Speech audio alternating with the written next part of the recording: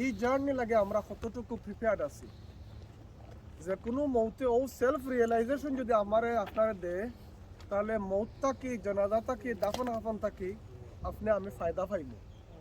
আর আমরা যদি মনে করি যে না এটা তো একটা সিরেমনিয়াল কারবার আইলাম গেলাম গিয়ে আমার লাইফ ব্যাক টু নর্মাল, তাহলে কোনো মতটা কি আপনি আমি ফায়দা পাইতাম না। আইমু কিন্তু ফায়দা পাইতাম না।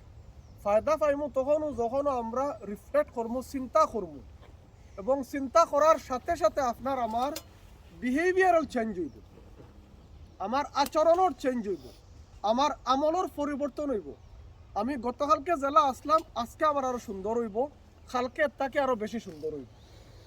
ও ইন্টেনশন যদি আমরা লইয়া জনাজাত আই তাহলে ইনশাআল্লাহ জনাজাত থেকে আমরা ফায়দা হইব, আমরা বেনিফিটেড হইমু। যে মারা গেলা তাইনও বেনিফিটেড হইব আমরা প্রেজেন্সের কারণে, আমরা দোয়ার কারণে। আর সবচেয়ে বেশি ফায়দা হইব আপনি আমি। আল্লাহ রাব্বুল আলামিন আমরারে চিন্তা এবং রিফ্লেক্ট করার তৌফিক দান করুকা। ও রিয়েলাইজেশন যে আমরা ওদের মারা যাইমু, আর আমরা মারা গেলে আমরা যে কাজ করছি বালা কাজ করিয়া যদি তাকে আল্লাহ কাছ থেকে জাজা পাইমু, আর বালা কাজ যদি করার না করিয়া যদি উল্টাটা করি তে এর পানিশমেন্ট, এর কনসিকুয়েন্স আমরা ফেস করতে হইব। আল্লাহ রাব্বুল আলামিন আমরা এই রিয়েলাইজেশন যদি দেন তাহলে ইনশাআল্লাহ আমরা আখিরাত এবং আমরা পরবর্তী জীবন সুখময় হইব।